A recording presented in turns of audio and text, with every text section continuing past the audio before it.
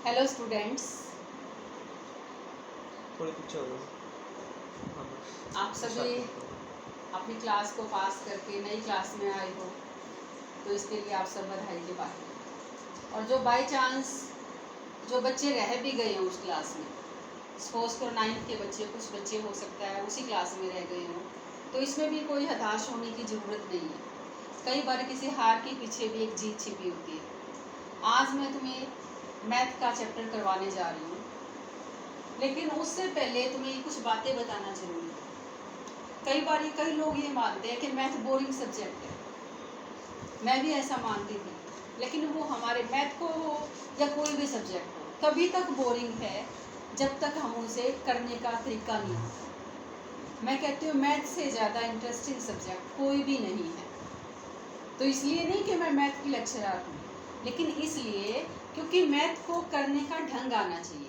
आज मैथ को कोई भी चैप्टर तुम्हें करवाने से पहले मैं तुम्हें तरीका बताती हूँ।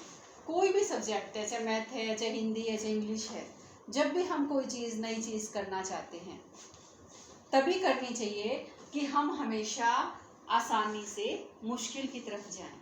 अगर हम मुश्किल सब्जेक्ट पहले मुश्किल चीज़ उठा लेंगे, मुश्किल टॉपिक उठा लेंगे, तो हमें उस सब्जेक्ट से रुचि ही खत्म हो जाएगी। ऐसे मैथ के बारे में है। अगर तुम सोचोगे कि मुश्किल क्वेश्चन उठा लूँ, मुश्किल चैप्टर उठा लूँ, तो मैथ जैसा बोरिंग सब्जेक्ट है ही नहीं। तो हमेशा जो तुम्हें चीज़ आ सकती है और जो तुम्हें आ गई उसी से स्टार्ट करो अगले दिन, ताकि तुम्हारा इंटरेस्ट बन जाए। तो आज मैं तुम्हें मैथ्स के बारे में बताना चाह रही हूँ, लेकिन सबसे पहले हमें मैथ्स के कुछ बेसिक चीज़ें हैं जो हर क्लास में काम आती है। हालांकि तुम मैथ जो है छोटे क्लासों में भी पढ़ते आए हो, उसमें हमारी संख्याएं आती हैं। मैथ जो है संख्याओं के बिना पूर्ण ही नहीं होता। मैथ है ही संख्याओं का खेल, लेकिन हमें इन संख्याओं का कई बार ज्ञान नहीं होता। आज तुम्हें मैं इन संख्याओं के बारे में ही बताना चाहूँगी। सबसे पहले हमारे पास जो आता है नंबर सिस्टम में, जो आता है संख्या पद्धति में, जो आती है संख्याएं, सबसे पहले जो रोल आता है वो आता है हमारे पास प्राकृत संख्याओं का। अंग्रेजी में इसको कहते हैं नेचुरल नंबर। क्या कहते हैं? Natural number. अब देखो, अगर तुम इसको रटने की कोशिश करोगे तो ये बिल्कुल भी समझ में नहीं आएगा। रटोगे एक बार रटा जाएगा, जैसे तुम क्वेश्चंस रटते हो, लेकिन जब तुम्हें 5 दिन के बाद, 10 दिन के बाद या 1 महीने के बाद दोबारा पूछा जाएगा, तुम्हें उसका आंसर नहीं आएगा। लेकिन अगर तुम उसका मीनिंग समझ के करोगे तो जिंदगी भर नहीं भूल सकते। अब तुम्हें प्राकृतिक संख्याएं, नंबर, नेचुरल नंबर क्या है, अगर मैं उसका मीनिंग समझा दूं, तुम्हारे दिमाग में फिट हो जाएगा कि जो संख्याएं हमें प्रकृति से मिलती हैं, प्राकृत यानी जो प्रकृति द्वारा दी गई संख्याएं हैं, या नेचुरल नंबर अगर हम इंग्लिश में बात करें, क्योंकि हमारा जो मैथ्स है +1 +2 में या आगे जो हायर क्लासेस में है इंग्लिश में आ जाता है, तो हमें इंग्लिश का भी साथ साथ करना है। तो इसमें जो संख्याएं हमें नेचर से मिलती हैं, नेचर मीन्स प्रकृति से मिलती हैं, या इस बात को हम दूसरे शब्दों में भी कह सकते हैं, जिन संख्याओं को हम प्रकृति में दिखा सकें, अपने नेचर में दिखा सकें, अपने आसपास दिखा सकें, उन संख्याओं को क्या कहते हैं? प्राकृत संख्याएं। अब मैं कह दूं कि कहाँ से शुरू होती हैं ये संख्याएं? वैसे तो हमारी संख्याएं बहुत सारी हैं, जीरो भी होता है, लेकिन क्या हम जीरो को दिखा सकते हैं? नहीं दिखा सकते। क्या हम माइनस की संख्याओं को दिखा सकते हैं? नहीं दिखा सकते। हम कैसे संख्याओं को दिखा सकते हैं?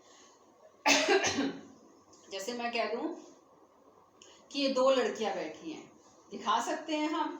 मैं कह दूं ये एक कुर्सी है, दिखा सकते हैं। मैं कह दूं 5 पक्षी आकाश में जा रहे हैं, तो हम इन संख्याओं को दिखा सक रहे हैं। ये प्रकृति में मौजूद हैं ये चीजें, तो ये संख्याएं क्या कहलाती हैं? प्राकृत संख्याएं। अब मैं कह दूं कहाँ से शुरू हुई, जैसे कहाँ से शुरू हुई, जीरो को नहीं दिखाया, माइनस को नहीं दिखाया, कहाँ से शुरू हुई? 1 से। 1 2 3 और बीच में डॉट डॉट लगा देंगे, क्योंकि हम सारी संख्याओं को बोर्ड पे नहीं दिखा सकते। और कितनी संख्याएं हैं अगर मैं ये क्वेश्चन पूछूं, अब मैं कह दूं कि तुम्हारे सिर पे बाल कितने हैं, गिन के बताओ, क्या तुम गिन सकते हो? तुम्हारा आंसर क्या होगा? नहीं। अगर मैं कह दूं आकाश में तारे कितने हैं, तुम गिन सकते हो, तुम्हारा आंसर क्या होगा? नहीं। यानी हमारी संख्याएं भी कितनी हैं? अपरिमित। अपरिमित का मतलब क्या है? जिनको हम गिन ना सकें, जिसको हम काउंट ना कर सकें, इन्फिनिटी तक हैं ये संख्याएं। इसका मतलब एक से शुरू होती हैं और कहाँ है? अनंत तक, जिसका कोई अंत ना हो। अब इसके बाद हमारी संख्याएं खत्म नहीं होती, मैंने तुम्हें पहले ही बताया है, मैथ में है ही संख्याएं। सेकंड नंबर पे हमारे पास आती हैं पूर्ण संख्याएं। इंग्लिश में क्या कहते हैं इसको? Whole numbers. पूर्ण, जो अपने आप में एक पूर्ण संख्या है। होल, जो कंप्लीट है। होल का मतलब यहाँ छेद से नहीं है, होल, होल WHOLE, इसका मतलब जो अपने आप में एक कंप्लीट हो जाती है। और हमारी संख्याएं कंप्लीट कब होती हैं? जब जीरो भी आता है। जीरो के बिना संख्याएं कंप्लीट नहीं होती। जीरो का हम बार बार यूज करते हैं। तो यानी इन संख्याओं में जो अपने आप में पूर्ण है, यानी जो ये प्राकृत संख्याएं हैं, अगर इसमें हम जीरो को भी जोड़ दें तो वो क्या बन जाएंगी? हमारी पूर्ण संख्याएं। जैसे मैं कहूं, कहाँ से शुरू होती है ये? 0, 1, 2, बीच में डॉट डॉट लगा रही हूँ, इसका मतलब और भी संख्याएं आएंगी। और कहाँ तक जाएंगी? अनंत तक। क्योंकि किसी भी संख्या की बात करो, वो सारी कितनी होंगी? अनंत होगी। इसके बारे में सोचने की जरूरत ही नहीं है। हर संख्या हमारी कहाँ तक जाती है? इन्फिनिटी तक जाती है।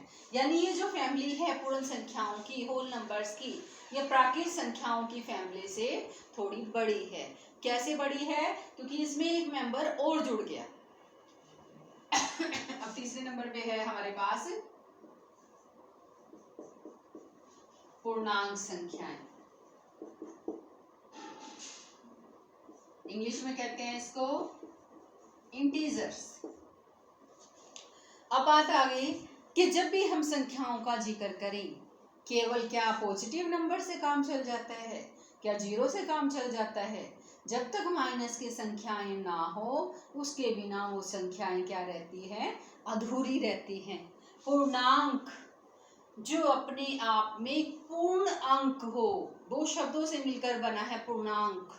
पूर्ण प्लस अंक, जो अपने आप में पूर्ण अंक हो, यानी बटे वाली संख्या ना हो, पॉइंट वाली ना हो, डेसिमल वाली ना हो।